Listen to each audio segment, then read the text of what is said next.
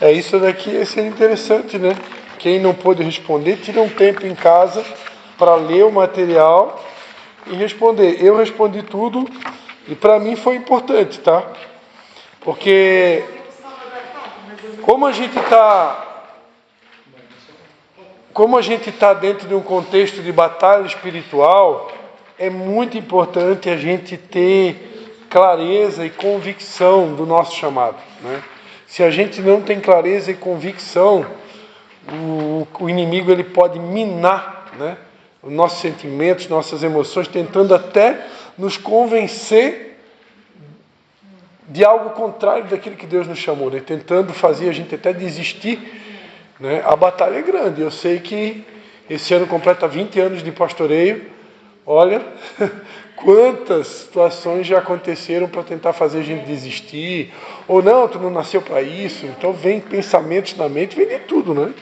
Então se a gente não tiver certeza, a gente pode balançar, né? E pode até desistir daqui a pouco de algo que Deus tem para a gente, né? Então, e é tudo que o inimigo quer, né? Se fosse fácil, né, caminhada cristã, Jesus não teria falado de cruz, Jesus não tinha falado sobre no mundo tereis aflições, essas palavras assim, né? Então tem desafios, né? Mas tem as bênçãos também, né? Tem uma caminhada de desafios, mas também uma caminhada de bênçãos, né? Eu sempre digo assim, depois da crucificação vem a ressurreição. Então, a gente quer a ressurreição, a gente quer a glória da ressurreição, né? O poder da ressurreição, né? Mas passar pela cruz, nem todo mundo quer, mas faz parte. Mas a gente vai começar então, tá? Depois, eu acho que a Michela deve estar chegando aí. A gente vai começar, a aula está sendo gravada. A gente vai fazer o seguinte, quem não pôde responder ainda até a página 10, eu recomendo, tira um tempo em casa, procura ler de novo, né? Tem os áudios da aula do Apóstolo Ciel aqui, foram gravados, está ali no grupo, pode ouvir de novo se for necessário. Eu ouvi de novo, porque eu tive que editar, né? Então, eu, como diz a minha esposa, sou meio autista, então a gente tem que ouvir, às vezes, 2 vezes, né?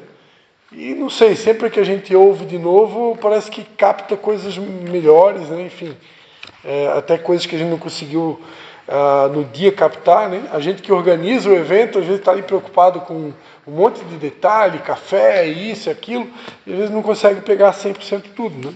Aí ouvindo de novo a gente pega. E eu respondi tudo em casa com calma, tirei um sábado lá para mim e foi muito bom. E aquelas experiências positivas ali, foi muito legal responder, né?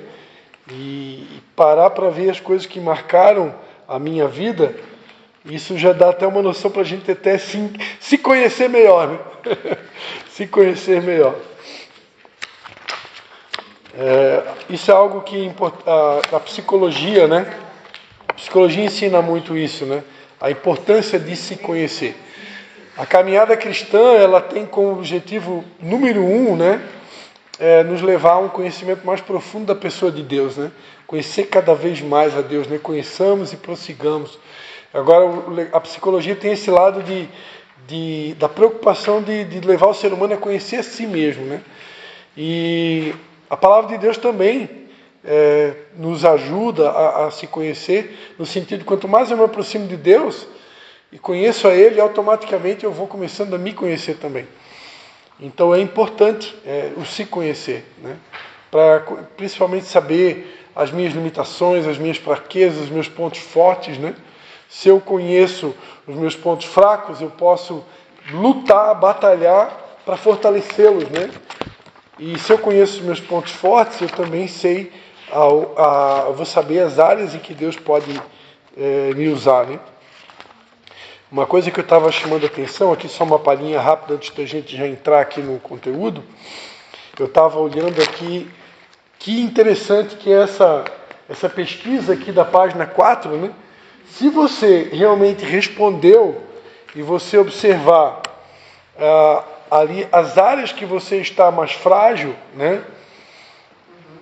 Aqui tem a área espiritual, pessoal, familiar, profissional e financeiro. você que respondeu isso, e depois você colocou ali a quantidade de ações necessárias para poder fortalecer a área que está mais fragilizada, você vai perceber que tem áreas que você vai ter que dar uma acelerada aí. E eu descobri aqui, fazendo esse quadro, eu descobri qual que é a área que eu estava um pouco mais fragilizado, né? E aí, eu estou correndo atrás, né? Boa noite, seja bem-vindo, chegou na hora certa. Então, é muito importante isso daqui, né? E antes de fazer esse teste aqui, da página 4, eu até sabia qual área aqui que eu me considerava assim um pouco mais fragilizado, mas eu não sabia que eu tinha que fazer tantas ações para correr atrás do prejuízo. A partir do momento que se responde a questão aqui, aí você sabe, opa, eu tenho que dar uma acelerada aqui, uma priorizada nessa área aqui, para poder dar uma equilibrada, né? Porque às vezes você está lá com o espiritual nota 10, o pessoal nota 10, o financeiro está balançando, né? O profissional também, aí, né? Ou de repente o financeiro está nota 10, só que o espiritual está nota 5, né? Então tem que buscar um equilíbrio, né? Para ficar com o espiritual, pessoal, familiar, profissional, financeiro, tudo equilibrado. Ok? Então, oficialmente, sejam todos muito bem-vindos, né?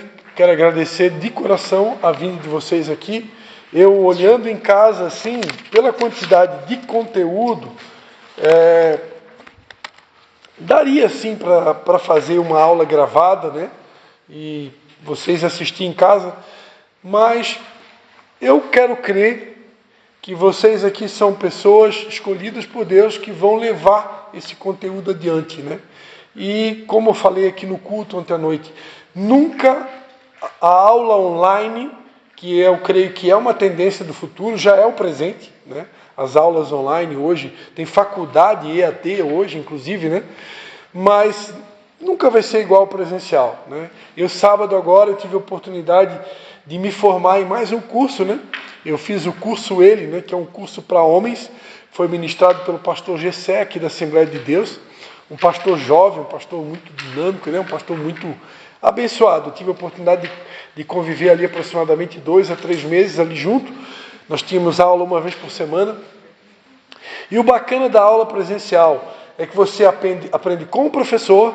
No caso do curso, ele tem um professor e mais 2 auxiliares. Então são praticamente 3 professores, né? Então você aprende com os professores, você aprende com os alunos também, porque cada aluno interage ali e você acaba aprendendo com todo mundo, né?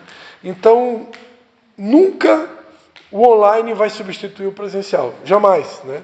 Embora que é um recurso, é uma ferramenta, a gente precisa se adaptar. Hoje nós estamos usando essa ferramenta do online para fazer as orações e funciona bem, funciona perfeitamente.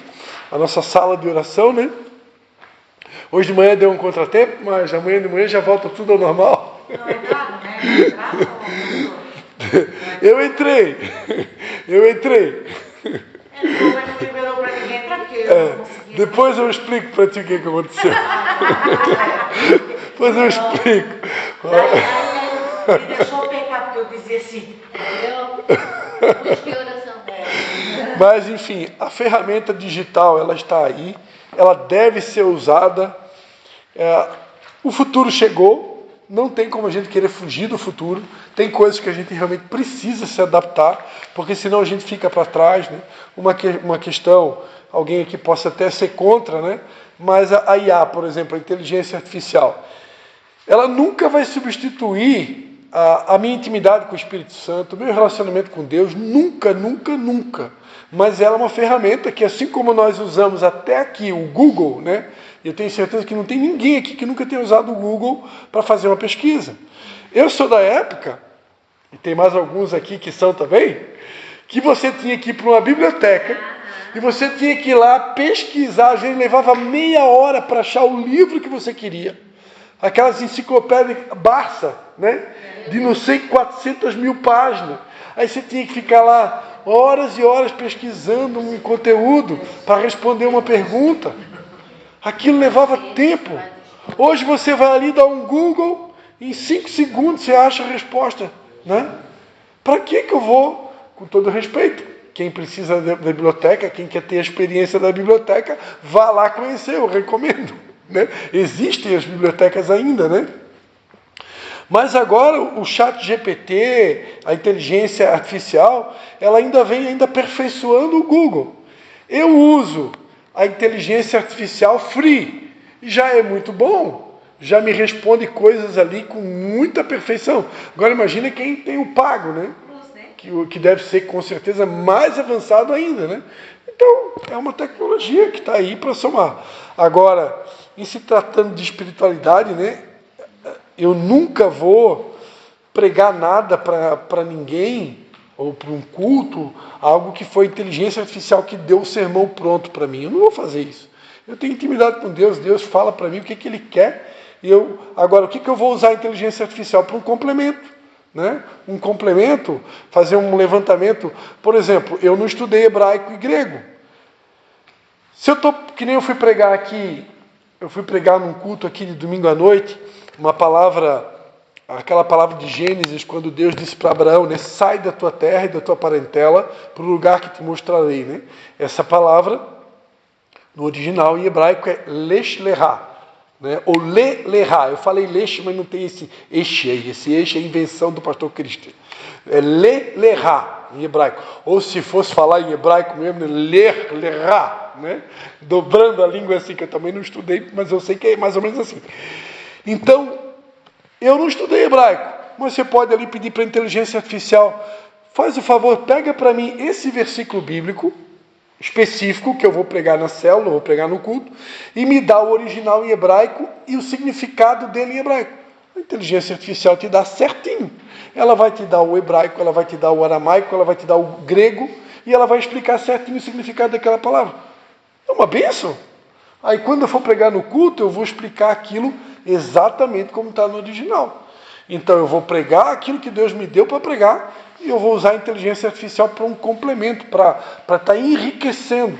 E isso a gente usava o Google para fazer isso. Só que a inteligência artificial ela consegue ser superior ao Google.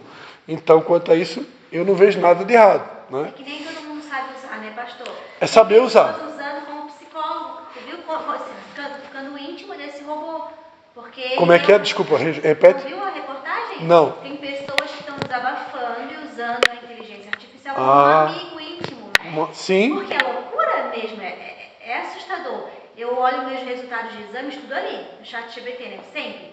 Sim. E aí hoje eu fui ver um treino pra mim, eu queria mudar meu treino, daí ele botou assim, ó, pelo tempo que eu te conheço e pelo que você vem pesquisando comigo, eu acho que você precisa fazer isso, e me deu todo o histórico de todas as minhas pesquisas. Sabe, tipo, parecia realmente alguém, um médico falando comigo porque me conhecia.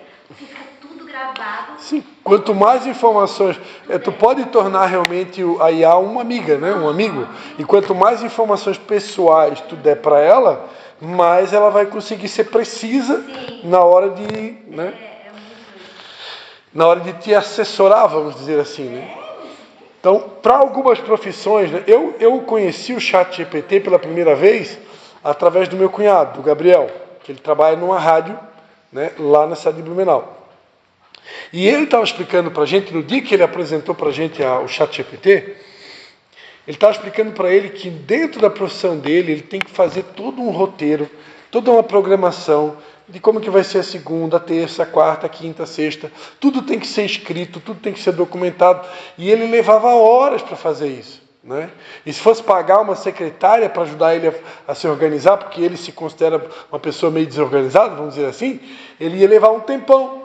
Hoje ele simplesmente pega o chat GPT e ele dá as informações. O chat, eu tenho essa responsabilidade na segunda, na terça, na quarta, na quinta, na sexta. Eu quero que tu faça um roteiro para mim, como que vai ser, de manhã, à tarde, de noite. E ele passa todas as informações, o chat GPT passa para ele todo o cronograma dele de segunda a sexta. E organiza a vida dele. Estou citando um exemplo do meu cunhado. Aquilo ali para ele salvou a vida dele. Hoje ele tem a vida dele toda organizada. E se eu souber usar em cada profissão, ele vai te auxiliar em cada profissão. Né? Eu vi uma palestra uma vez de um camarada que ele é da mesma empresa que eu trabalho. Ele também é representante comercial. E ele usa demais o ChatGPT. Tudo, até para emitir recibo para o cliente dos colchões que ele vende, o ChatGPT já emite o recibo para ele. Eu não consegui chegar nesse ponto ainda, porque eu já sou mais lento, né? Eu ainda sou muito de fazer as coisas. Por exemplo, o convite digital, né? As artezinhas para os cultos, assim que a Silvana também gosta de fazer, né? Convidar a pessoa para o culto, para a vigília e tal. Eu peguei a manha de usar o Canvas. Eu uso o Canvas há muito tempo, tanto no computador como no celular. Depois que tu pegou o jeito, eu faço rápido, se eu tiver que fazer. E fica bem feito, né? No computador, no celular, eu não consigo. Mas, se eu quiser e dizer para o ChatGPT, monta para mim um convite para uma vigília, dia tal, horário tal, local tal. Ele faz. Sei lá, em tantos segundos ali está pronto. Só que pode não ficar muito bom como você quer, você vai ter que pedir para ele fazer de novo, né? Agora o Canvas, eu faço uma vez só e eu já gostei, eu imprimo. Minha filha hoje... Mas tem gente que não usa mais o Canvas, né? Tem gente que já aposentou o Canvas. Eu já aposentei o Canvas. Tem gente que aposentou o Canvas. Davi é apaixonado pelo Cristiano Ronaldo, né? Sim. Ele ama o time todo por causa do Cristiano Ronaldo. Aí a Paula fez na figurinha daquele álbum da Copa, a foto do Davi com a roupa do Cristiano Ronaldo, e pôs dentro do pacotinho da figurinha, abriu com a tesoura, né? E deu para ele, porque ele pediu para a Paula comprar a figurinha. Quando ele abriu, tinha a figurinha dele. Meu Deus, ele ficou tão feliz, tão feliz, tão feliz. Ele dava pulos de alegria, ele fez tudo na inteligência artificial. Amém. Glórias a Deus, amém, queridos. Vamos fazer uma oração então? Todo mundo deixa aberto aí na página 11, né? Pai, em nome de Jesus, Pai, eu quero te dar graças, Pai, por cada vida que o Senhor trouxe aqui nessa noite, Pai, que estão aqui, Pai, sedentos de continuar aprendendo, crescendo na graça e no conhecimento do Senhor Jesus. Pai, nós te louvamos pela vida de cada aluno, cada pessoa que está aqui, e mais uma vez, Pai, nós nos submetemos a Ti, ao domínio, ao controle do Teu Espírito, Pai. Te pedimos que o Teu Espírito Santo nos ajude, que possamos ter aqui um tempo de edificação, e tudo para a honra e para a glória do Teu nome, em nome de Jesus. Amém. Amém, queridos? Então vamos lá, então. A gente vai dar uma passada na página 11 e 12, depois a gente vai pular para a página 21, onde eu vou estar só, como a aula está sendo gravada, eu vou fazer a leitura corrida de todos os dons espirituais, para que isso fique gravado, né? Para que algum dia alguém entrando em contato com esse áudio, essa pessoa vai ter essa informação de conhecer a descrição dos dons espirituais. Aí, a partir do momento que eu terminar de fazer a leitura, a gente vai dar um tempo para vocês responderem, né, a página 14, 15, 16, 17 ali, e eu vou dar uma mini explicadinha bem rápida para vocês como que vai funcionar. Se alguém já respondeu em casa, bênção, mas a intenção é a gente responder aqui juntos, e aí a gente vai preencher o quadro e você já sai daqui com a resposta de quais são os teus dons principais, tá? Depois eu vou explicar como que funciona. Mas primeiro, então, uma breve explicação aqui sobre os dons espirituais. Quem quiser já deixar a sua Bíblia aberta na primeira carta de Coríntios, capítulo 12, se quiser deixar aberto, senão não tem problema que eu vou estar lendo aqui, tá? E são poucos versículos que a gente vai ler aqui, mas eu quero ler todos, porque como são poucos, né? 1 Coríntios capítulo 12. Se quiser deixar aberto aí, a maioria dos versículos a gente vai ler aí desse capítulo. Vamos lá então? Dons espirituais. O que você fará quando estiver servindo? Então, os dons espirituais diz respeito àquilo que eu vou fazer quando estiver servindo o corpo de Cristo, né?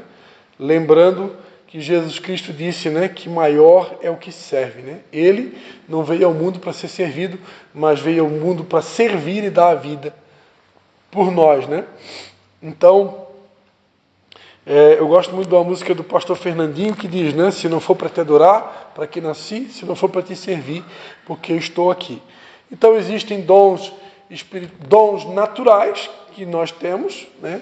Tem pessoas que já têm um dom natural para jogar bola, ou jogar vôlei, ou para cantar, ou para se expressar. Existem alguns dons naturais e existem os dons espirituais, né? A gente vai estar falando sobre eles na noite de hoje. Então, o que são os dons? Os dons são habilidades, né? Essa palavra dom, no grego, ela vem da palavra charisma, ou carisma, né? Então, tem até o movimento dos carismáticos, né? Essa palavra carismáticos vem de charis, né? E charis, no grego, está ligado a dons, que está ligado também à vocação, né? Aí, vocação tem uma outra palavra que é a palavra vocatio, né? Que também é muito utilizada dentro desse contexto. Então, o que são dons? Dons são habilidades especiais, são capacitações divinas, que são usadas para propósitos espirituais. São dados por Deus para contribuirmos de maneira singular com o corpo de Cristo. 1 Coríntios 12, 7 diz, né, que a manifestação do Espírito é dada a cada um para o que for útil. Então Deus dá dons espirituais para cada um de nós, para que dentro de um contexto de corpo de Cristo, né, no corpo, nem todo mundo é olho, nem todo mundo é nariz, nem todo mundo é pé, nem todo mundo é boca. Cada um de nós tem uma função no corpo. E para poder cumprir a função, lembrando que esse corpo não diz respeito à Híbra, esse corpo diz respeito a todo o universo de cristãos no planeta Terra, né? A Bíblia diz que há um só corpo e um só cabeça desse corpo, que é Cristo, né? Então, agora, claro, dentro de um contexto de igreja local, a gente diminui, né? E traz isso para um contexto local, né? E aí, como se o pastor da igreja fosse uma espécie de cabeça daquele corpo, né? Fazendo assim uma comparação, né? E cada membro aqui, uma engrenagem que vai fazer aquele ministério, aquela igreja local funcionar. Mas, dentro do contexto bíblico, existe um corpo só, né? Uma única igreja, né? Onde Jesus, ele é o cabeça de todo esse corpo e nós pertencemos a esse corpo. E Deus nos deu dons para que a gente possa servir uns aos outros. Os dons espirituais são distribuídos pelo Espírito Santo. Então é o Espírito Santo que distribui os dons, né? São dádivas de Deus. A palavra dom, quem aqui já fez o encontro com Deus, provavelmente já deve saber disso, né? Mas a palavra dom no original, ela é também, o significado dessa palavra é presente. Então, o que é um dom? Um dom, ele é um presente, né? Se é um presente, não diz respeito à meritocracia, a esforço próprio, né? Porque você vai ver pregadores dando a entender que a pessoa, até para receber um dom, por exemplo, como falar em línguas, né? Ela vai ter que se santificar, se consagrar e se purificar, então ela recebe. Não, isso não é verdade. O dom, ele é pela graça, ele é um presente. Ninguém merece nada daquilo que vem de Deus. Tudo é pela graça, né? Nós não somos merecedores nem da vida eterna. A vida eterna é um presente, né? A salvação é pela graça, isso não vem de vós, é um dom de Deus. Ou seja, é um presente. Para quê? Para que ninguém se glorie, né? Então, eu não tenho que me gloriar nem da vida eterna, porque isso é obra de Jesus, e nem me gloriar de algum dom que eu tenho, porque isso é um presente de Deus, né? E cada um, Deus dá o dom para aquilo que é útil. E quem decide essa distribuição de dons não somos nós, quem decide é Deus, né? Então eu não posso querer questionar Deus, por que Deus me deu o dom A e o meu irmãozinho tem um dom B e o irmãozinho tem um dom C. Deus é que determina quem ele vai distribuir os dons. E nós temos que ser gratos pelos dons que ele nos deu. Ok? Então, são concedidos para que exerçamos um ministério significativo.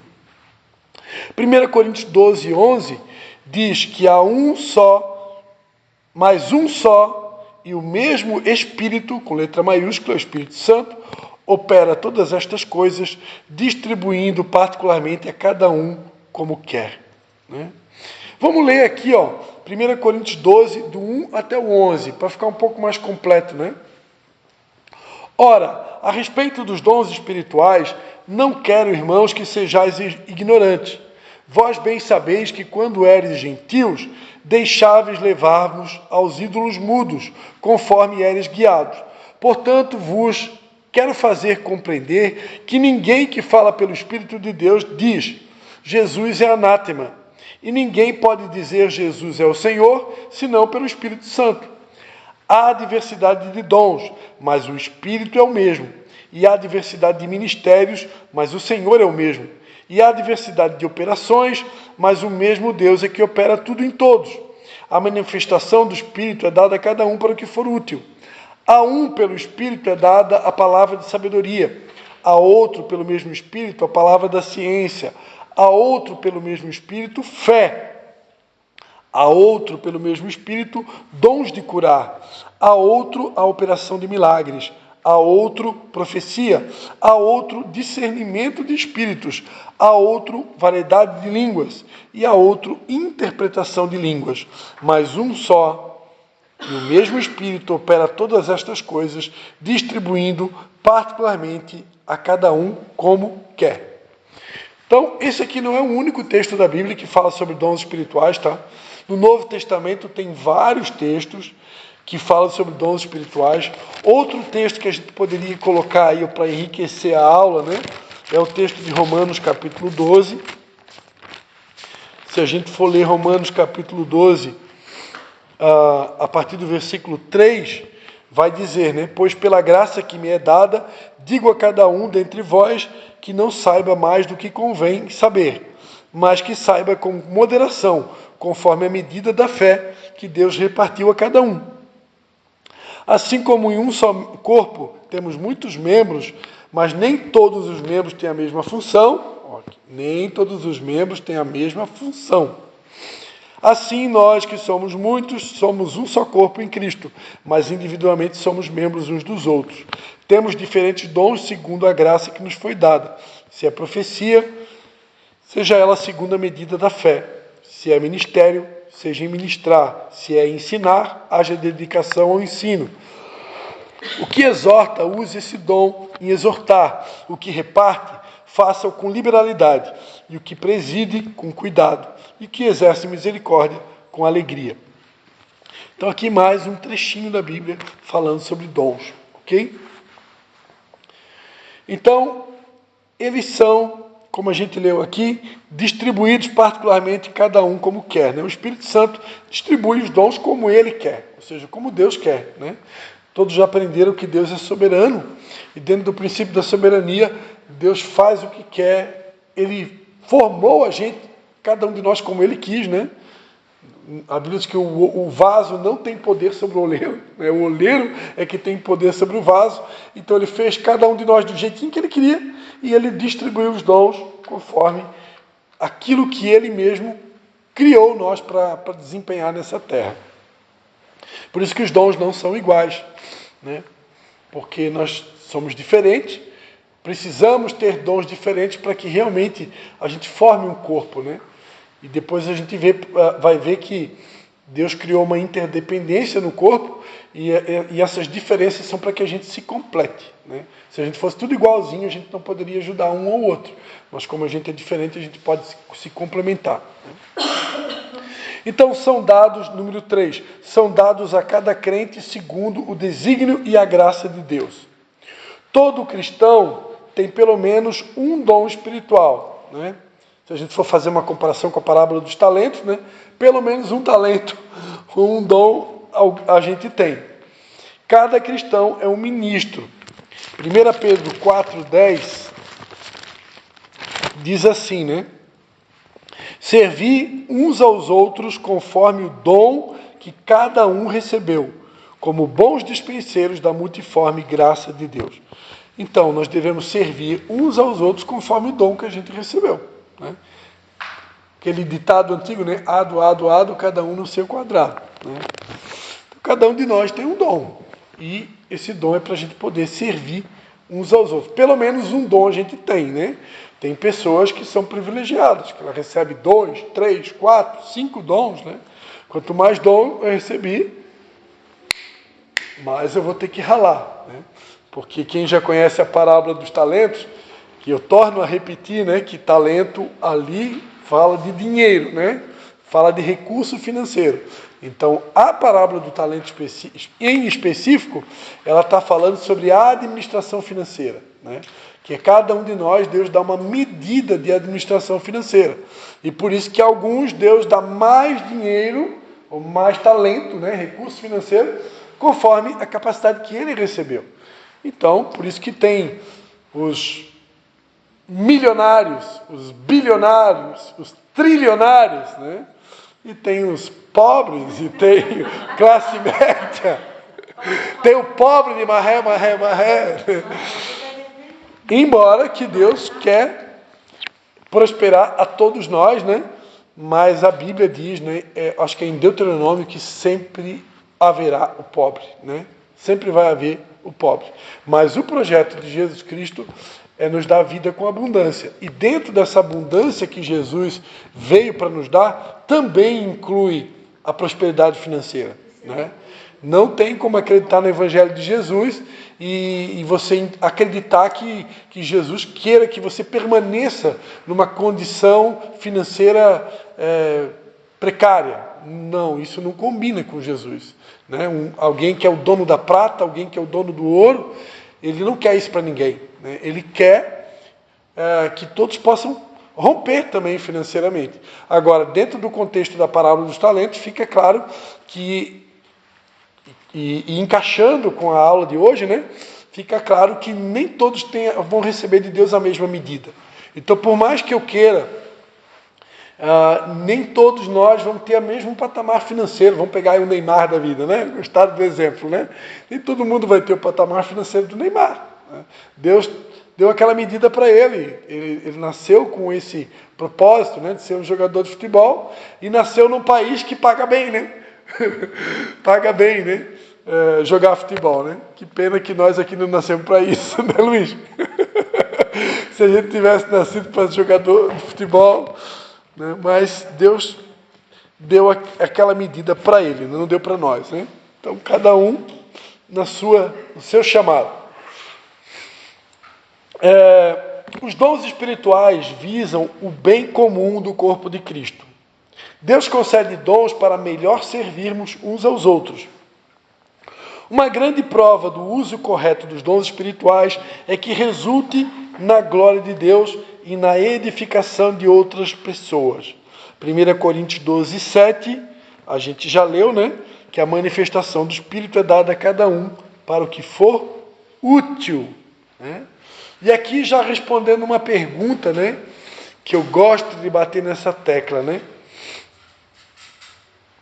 Não há comprovação bíblica, né, que todos precisam falar em línguas, ou todos precisam ter o dom de expulsar demônios, ou de fazer milagres, ou de socorro, ou de governo, ou de presidir. Não existe um lugar que diz não, que todos têm que ter o dom A, ou o dom B, ou o dom C. Não está escrito isso na Bíblia.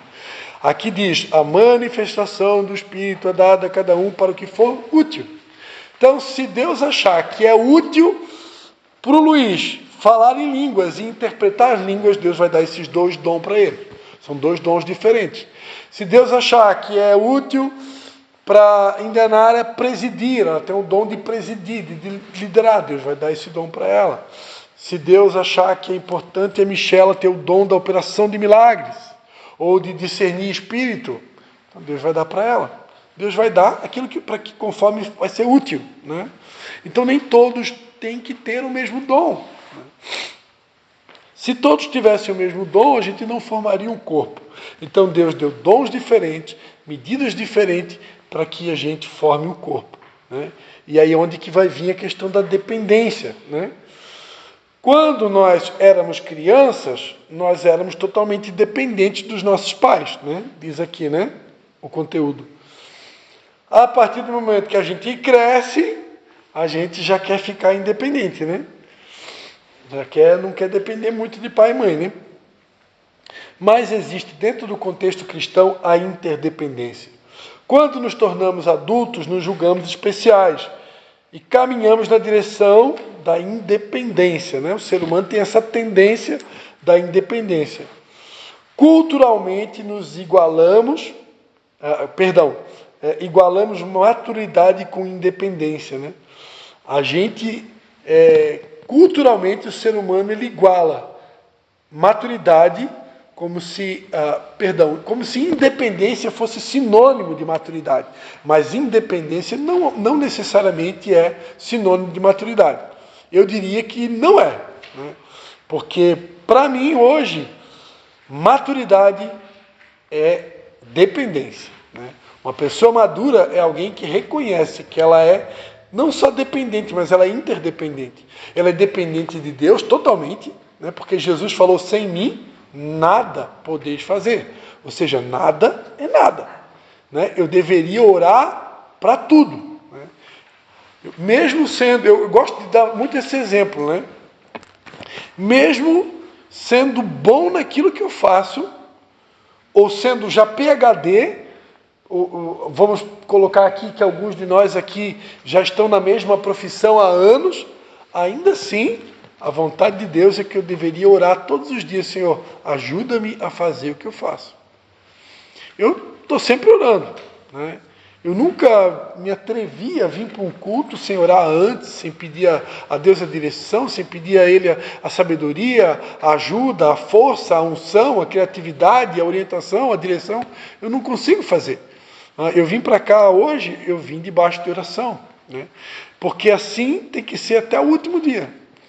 É uma dependência total dele, porque a obra é dele, e uma interdependência entre os irmãos. Para que essa aula pudesse estar acontecendo aqui, era importante ter vocês aqui, né? Eu poderia dar aula, gravar, botar aqui uma estante na minha frente aqui, e botar uma luz e eu gravar ali. Eu posso fazer, mas não é a mesma coisa, né?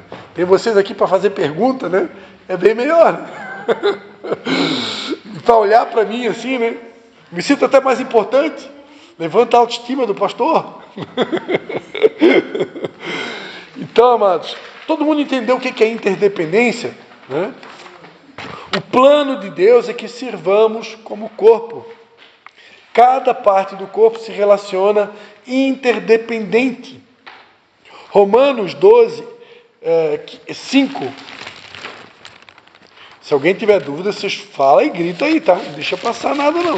Porque essa aula ela é curta. A gente já vai daqui a pouco para responder, né?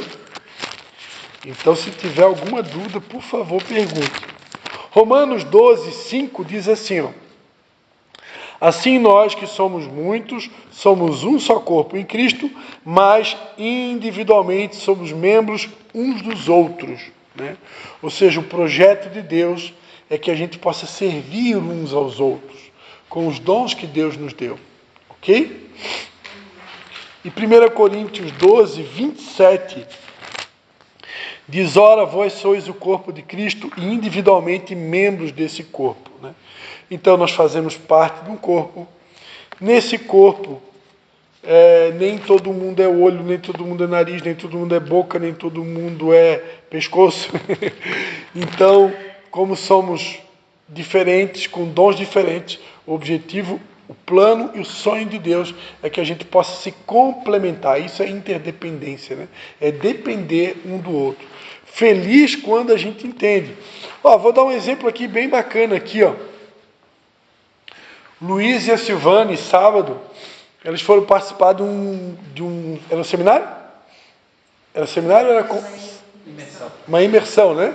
Com uma pastora chamada Ângela Cirino? Ângela Cirino, né? Ângela Cirino não é membro da Igreja Batista Restaurando Amor, mas ela faz parte do corpo de Cristo. E a Ângela Cirino, estou dando aqui um exemplo bem real e recente, né? Ela é um membro do corpo de Cristo que tem dons e talentos que alguns de nós aqui não temos. Então, eu preciso ou não preciso desse membro do corpo? Preciso. Por quê? Porque Deus deu a ela dons, talentos que eu não tenho. E que a Michelle talvez não tenha. Então, se eu puder interagir com aquele membro do corpo, que não é o único membro, mas é um membro importante, um membro capacitado, um membro que se especializou numa determinada área, né? E diga-se de passagem, né? Eu já vi algumas mensagens dela, bota capacitação, né? Então, uma pessoa que está montando uma universidade, né? De capacitação, e talvez até eu daqui a pouco vou fazer algum daqueles cursos lá, né? Então é alguém muito capacitado, né? Então, o que acontece? Eu preciso também desse membro, né? E assim, de tempos em tempos, eu, pastor Cristian, eu procuro seguir uma linha. Eu tenho uma cobertura espiritual sobre mim, nós temos uma visão, e eu não procuro fugir muito disso, né? Porque a gente não pode, vou falar o português aqui, né? Dar tiro para tudo que é lado, né? Mas, então eu tenho uma cobertura, eu procuro ficar dentro disso, mas não é pecado eu ouvir outras pessoas, até mesmo de uma outra visão. Não é pecado, não é proibido. Por quê? Porque existe um só corpo, né? Agora, para um novo convertido, um bebê na fé, eu não recomendo a pessoa, ela está participando de seminário em tudo que é lugar, escutando tudo que é pessoa, ela pode se confundir, ela pode se perder, né? É um pouco perigoso para um bebezinho na fé, né? Agora, quem já é mais maduro, quem já consegue discernir as coisas, saber separar o que é certo do errado, isso aqui está me prejudicando ou não, não tem problema nenhum, né? Então é questão de maturidade, saber ouvir tudo e reter o que é bom. Porque, pasme os senhores, até pregadores, pastores, psicólogos famosos também erram. E às vezes você vai escutar lá uma pessoa famosa que ela vai falar uma coisa que não está 100% alinhado, né, com a palavra de Deus e com o coração de Deus. Se você já tem uma certa bagagem, conhecimento, intimidade com Deus, você consegue discernir isso, né? Eu fiz esse curso, eu estava comentando com uma pessoa que eu estava recomendando o curso, né? E eu recomendo para qualquer homem que quiser fazer. Eu não sei o conteúdo do curso Ela, mas com certeza, que tem o Ela também, né? Com certeza é maravilhoso, né? Porque pelo conteúdo do curso eu estava recomendando para uma pessoa e eu estava falando, olha, de todas as aulas, de tudo que eu escutei, teve apenas 2 pontinhos, vamos botar assim, né? 2 pontinhos que eu chamei o professor em particular, disse, professor, esses 2 pontinhos aqui, olha só o que a Bíblia diz, né? Então, não estou corrigindo ninguém aqui, mas a Bíblia diz assim. Então, eu acrescentei algumas informações ali, dentro do conhecimento que eu tenho, eu pude fazer essa observação, né? Mas 2 pontinhos, praticamente 99,9% de tudo que eu aprendi ali, 100% alinhado com o coração de Deus, com a palavra de Deus. Então, um curso nota 10, né? Nota 10, né? Mas é importante, né? A gente está antenado, porque não é porque às vezes a fonte é boa que não pode haver erros. Pode haver erros, né? Eu já vi gente muito famosa mesmo citar versículo bíblico errado, né? Como eu também já errei, né? Aqueles erros clássicos, né? Os anjos do Senhor acampam ao seu redor do que o temem e os livram, né? Não é anjos, é o anjo do Senhor, né? E esse anjo do Senhor, quem já estudou aqui comigo sabe que sempre que aparece a palavra o anjo do Senhor no Antigo Testamento, ele diz respeito a uma única pessoa, que provavelmente é o próprio Jesus Cristo, né? A gente chama isso de cristofania, que são aparições de Jesus Cristo no Antigo Testamento, né? O 4º homem da fornalha, quem que era aquele cara que estava lá dentro da fornalha? Provavelmente era Jesus, né? É só olhar as descrições dele, né? Então, há quem alguns acreditam que Melquisedeque pudesse ser Jesus, né? Mas na Bíblia não dá para provar isso, né? Embora que diz que ele não tinha genealogia de Dias, e que ele era o rei da paz, né? Rei de Salém. Então, príncipe da paz, Jesus é o príncipe da paz, né? Então tem algumas características de Melquisedeque, né? Apareceu com pão e vinho, né? Jesus celebrou a ceia, né? Com pão e vinho. Então tudo ali bate, né? Mas não dá para dizer que é, né? Porque fala que era Melquisedeque, não diz que era Jesus, né? Mas enfim. E aí tem outras curiosidades aqui, só mais uma para a gente encerrar esse ponto. Elias subiu numa carruagem de fogo, né? E tem até, eu já vi aulinha de professora de criança, de escola bíblica dominical, né? Lá com desenhinho, né? Elias subindo na carruagem de fogo, mas não está na Bíblia que ele subiu na carruagem de fogo. A Bíblia diz que ele subiu num redemoinho, e uma carruagem de fogo separou ele de Eliseu, e aí caiu a capa de Elias sobre Eliseu. Então é diferente, né? Se você vai ler a Bíblia com calma, você vai ver como está escrito, né? Não tem ali que ele subiu na carruagem de fogo, ele subiu no redemoinho. Isso eu fui corrigido pela pastora Marcinha, que era uma discípula minha, que ela era muito detalhista, né? Se eu falasse uma coisinha fora, ela já, pastor, não está escrito isso na Bíblia. Já me corrigia na hora. Então é uma figuraça, pastora Marcinha. Amado, só para encerrar esse ponto aqui, e a gente já ir aqui para a próxima página, uma curiosidade, tá? 1 João 2,27. 1 João 2,27 diz assim, ó. Olha só que coisa interessante, ó. 1 João 2,27. E a unção que vós recebestes dele, fica em vós, e não tendes necessidade de que alguém vos ensine, mas como a sua unção vos ensina todas as coisas, e é verdadeira, e não é mentira, como ela vos ensina, assim nele permanecei. Por que eu fiz questão de ler esse versículo aqui? Porque eu já vi pessoas pegar esse versículo aqui de maneira isolada e e usar esse versículo como uma espécie de fundamentação teológica para você achar que você não precisa da ajuda dos outros, né? Porque está escrito aqui, pastor, que a unção do Espírito Santo está sobre mim e ele me ensina tudo. Então, como ele me ensina tudo, eu não preciso da ajuda de ninguém. Um erro clássico, né, de hermenêutica, né? Nunca posso pegar um versículo bíblico isolado, né? O que esse versículo está dizendo aqui? Que o Espírito Santo ele vai me ensinar, ele vai me lembrar de todas as coisas. Tudo aquilo que eu aprendi, o Espírito Santo ele tem o papel de me lembrar, de me convencer do pecado, da justiça e do juízo. Então o Espírito Santo ele me lembra de tudo aquilo que eu já aprendi em algum momento, ele vai me lembrar. Agora, pegar isso daqui e agora ignorar todos os textos na Bíblia que mostram que eu faço parte de um corpo e que eu tenho uma dependência desse corpo, eu não posso viver isolado desse corpo. Eu vou ter consequências, né? Hoje a gente está vivendo um período que é muito comum, faltar culto, faltar célula e está tudo bem. Não, claro que às vezes pode acontecer de precisar faltar um culto, pode. Não deu para ir, né? Temos pessoas aqui que viajam, às vezes viaja, fica fora, né? Então, Deus entende todas as coisas, mas eu não posso tornar uma rotina aquilo que deveria ser esporádico. Uma coisa é faltar um culto lá uma vez ou outra por uma doença, por uma situação, e outra coisa agora, eu só venho quando dá vontade, né? Então eu estou indo contra a palavra, né? Que diz que eu não posso deixar de congregar, né? Aquele que se isola insurge-se contra a verdadeira sabedoria. Então não é plano de Deus o isolamento.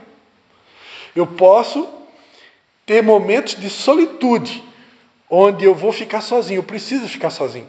Tem momentos que a gente precisa ficar sozinho, né? E não é pecado. Tem horas que eu gosto de ir lá para o interior, fazer uma caminhada e ficar sozinho com Deus.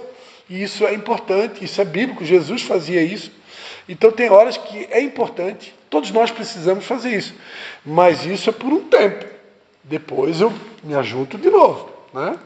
Agora, viver isolado é perigoso, porque nós somos um corpo.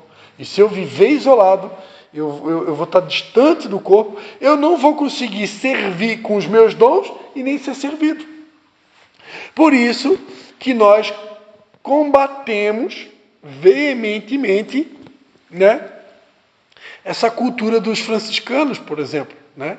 Essas pessoas que acham que para se santificar elas têm que ir lá para um mosteiro ou monastério que chama?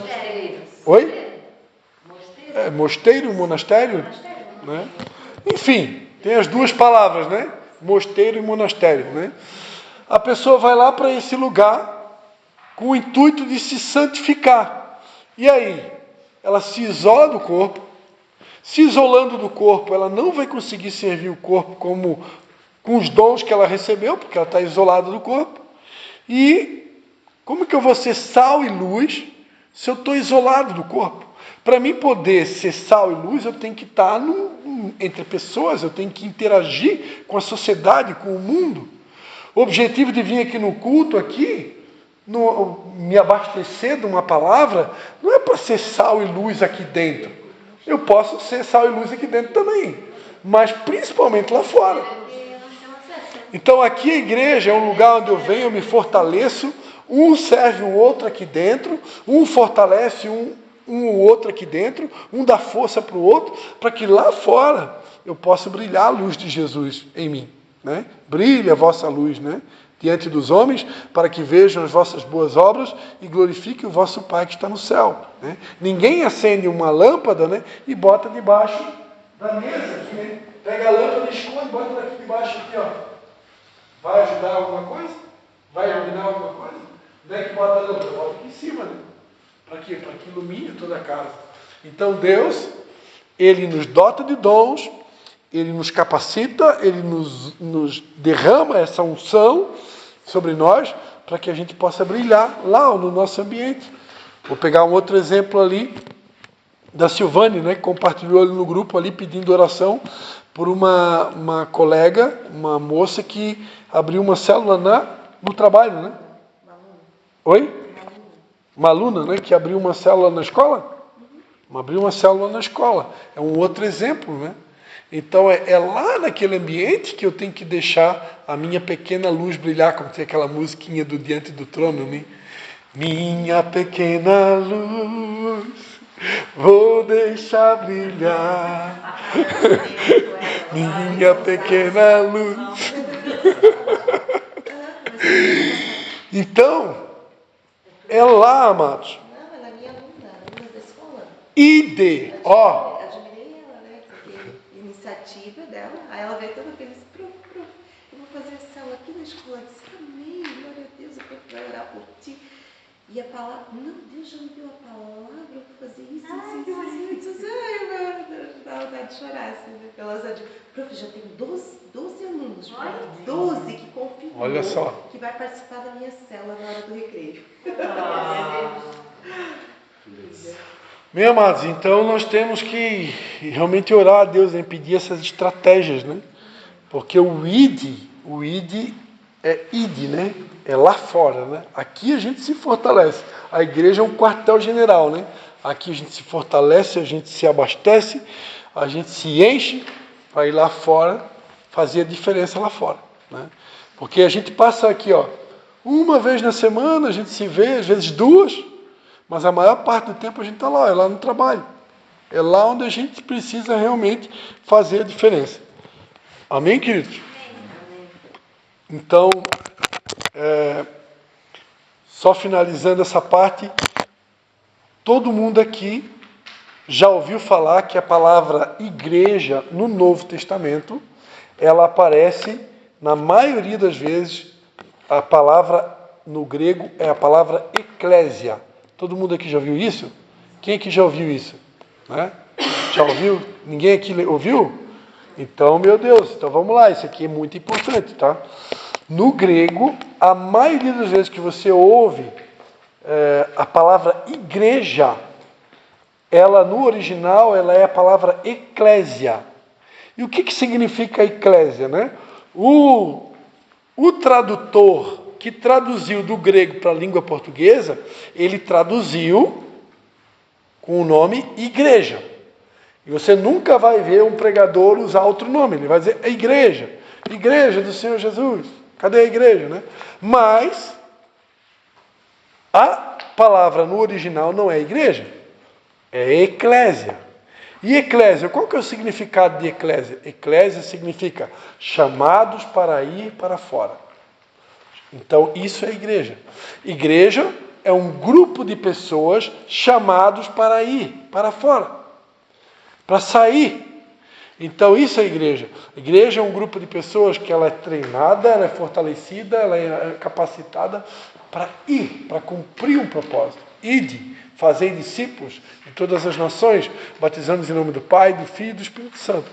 Então, isso é uma coisa que a gente tem que estar sempre relembrando, porque essa é a nossa missão, né? Para isso que Deus nos dá os dons, para isso que eu recebo esses dons, ok? Então, vamos